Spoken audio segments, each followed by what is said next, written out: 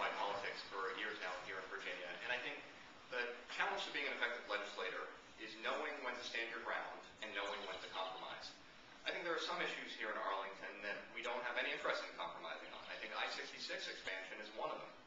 I think any sort of compromise is giving away what's right for Arlington in favor of what's right for some of the outer suburbs where maybe some people bought their McMansions thinking, oh, someday Arlington will have to cave on I-66 expansion.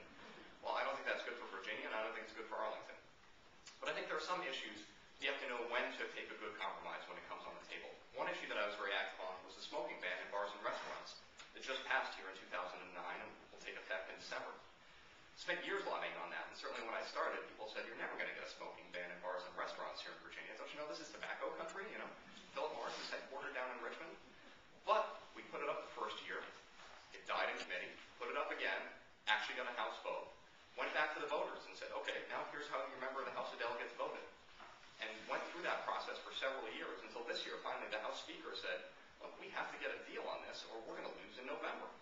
So I think sometimes standing up for what you believe in actually gets you the best compromise. And I think when it comes to issues like clean energy, marriage rights for all, I think that's how we're going to get a good deal for Arlington.